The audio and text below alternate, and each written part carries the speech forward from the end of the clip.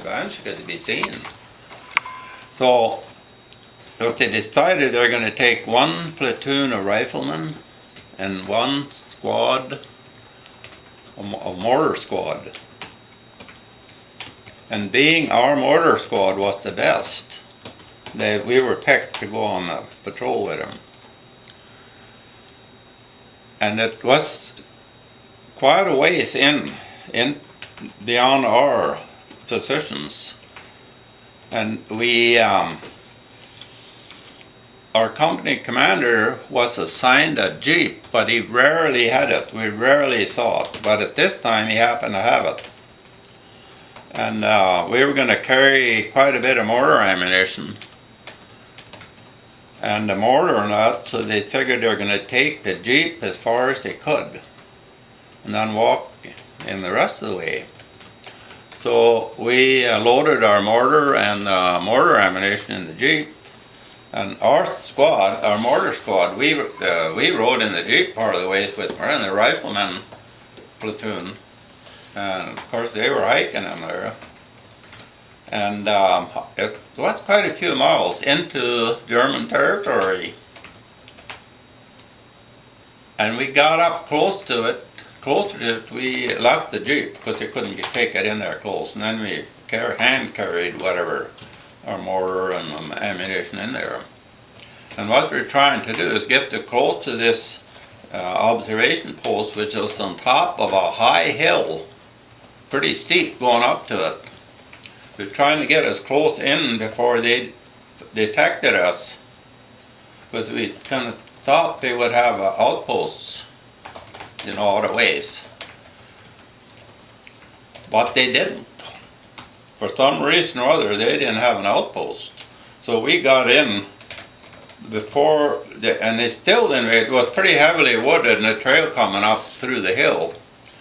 So the riflemen, the plan was they would fan out around in the woods around there, scattered out. And then the mortar position was going to start shelling the building. And we happened to find a spot that was just a perfect spot for mortar. It looked like it was a kind of a little dugout on the side of the hill, probably where somebody had hauled out some gravel or something. And we set the mortar up. We found a deep, there's wide open range on top. And we got the mortar set up, never heard a thing, everything was quiet. And the riflemen had already found out among, they were in position. So our squad leader, Amy, he had, we call them a handy talkie radio.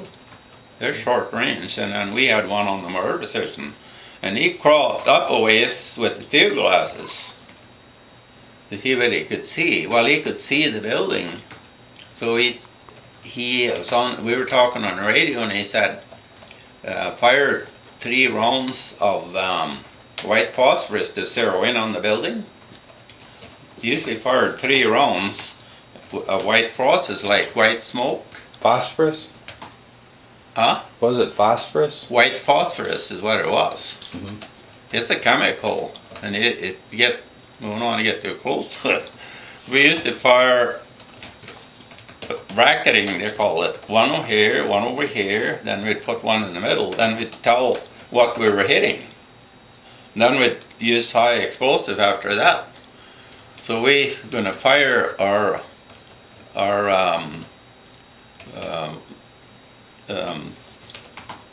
white phosphorus to see how close we were to the target. The first round we fired hit the building.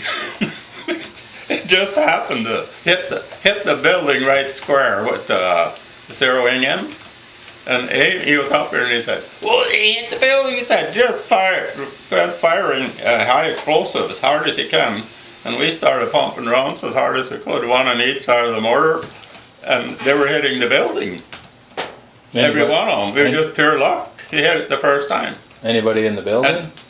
Was there anyone in the building? Yeah, there was someone in the building, and then there's some crowds come out running out of the building, and they didn't know where we were. The mortar, they couldn't tell just where we were firing from. And they started they were coming in our direction. They were getting out of the building as fast as they could, you know, because we were hitting, every round was hitting the building. And so they come down, and Amy got, they're coming down west, he said, lower your range about 200 yards, he said.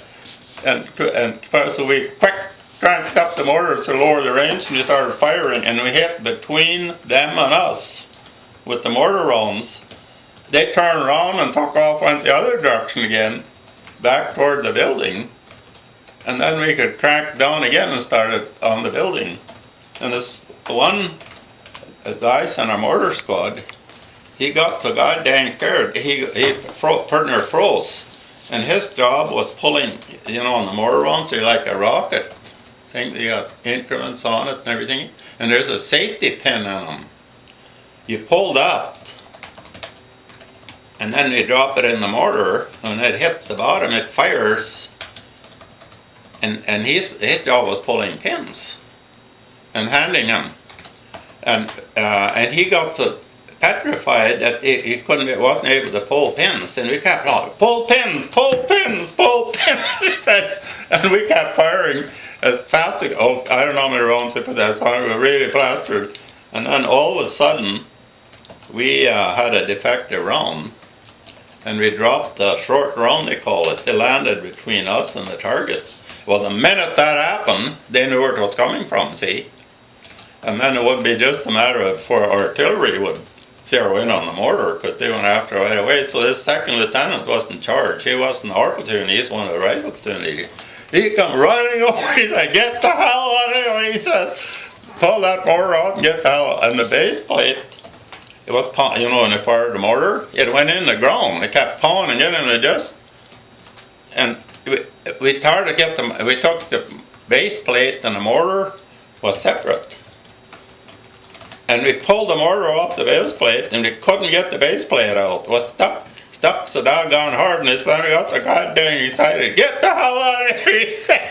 And so we finally, I can't remember now for sure if we finally had to leave the base place and took off. So we headed out. We had to go down and back the other direction before we knew dang well it would be just a matter of minutes for the artillery to be in there, because they figured out where we were then. And we got back to the Jeep, and we threw the mortar in the Jeep, and we took off. And the riflemen, they were heading out of there as fast as they could, heading back toward our positions.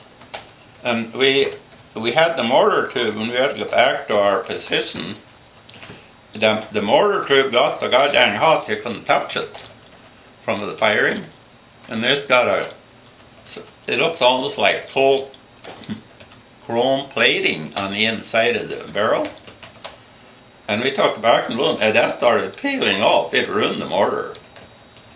Then that mortar got so goddamn hot, you couldn't even touch the tube, you know, because we kept pumping both sides as fast as they would come out. Kept pumping shells in there, as fast they could get them out of there. And then of course we had to head out right away, because we were just the patrol. Well, anyway, everybody got back.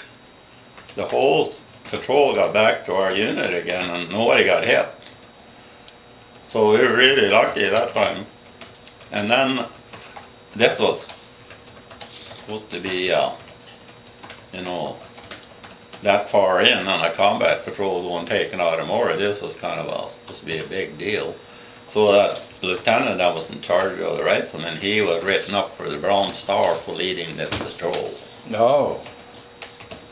So you were on a Bronze Star mission then? You were on a Bronze Star mission that you should have... We accomplished our mission. Everybody should have got. That was what a combat patrol was like. Because they were so far in ahead of their units, you know. That talk about audacity.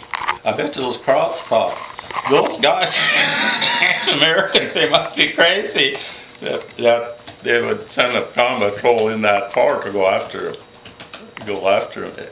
They didn't expect, anyway, they figured they were far enough back. So they figured that nobody's going to come in there. That's why they didn't have an outpost.